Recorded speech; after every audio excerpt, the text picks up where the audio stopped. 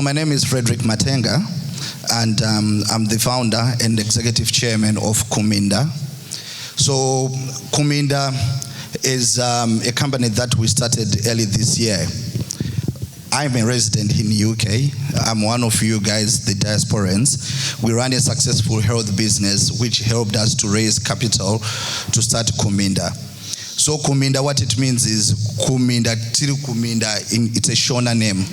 So what we do, we are an export company, which I think now arguably could be the biggest exporter of horticultural produce. We working with different organizations and have about around 2,800 farmers from NGOs, cooperatives, and all that. So we've been exporting at an average of 10 to 15 tons a week to UK.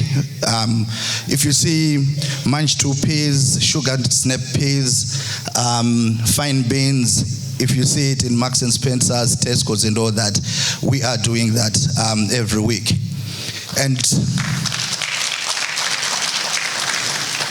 And the most interesting thing about it is we are the only black-owned company of that kind in Zimbabwe. Business here. So we have come on board and taken over.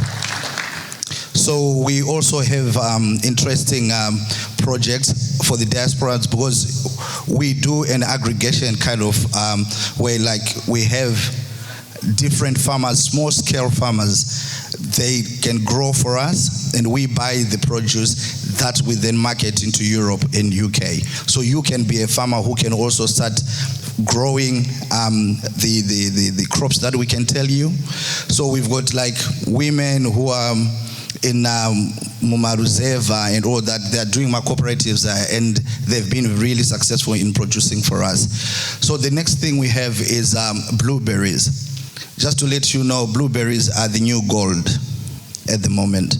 So Zimbabwe has fine climate, fine weather, and per hectare, you can invest about $150,000, and for 15 years, you could be making $240,000 per hectare. So if you have land, again, you can come to us. We've got the off-take, and we've got the contract with the Dutch company, which is called the Fruit Vision Blueberries, which we can only harvest twice a year, and because of our climate, we are able to do that. So, not taking much of your time, I would like to say, come and join us.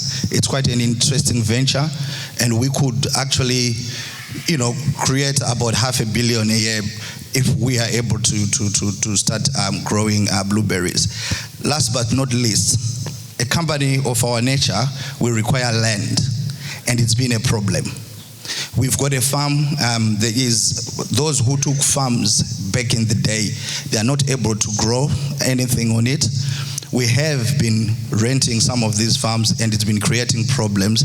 And since the ministers are here, I think I'll be able to have an opportunity to get land that we can start growing some of these crops. But anyway, so you can go on the website kuminda.net, and also Fairmark. You heard about Global Gap, it's Meta certification. We also do that, and we are setting up to be the only company to certify in Zimbabwe. So I thank you.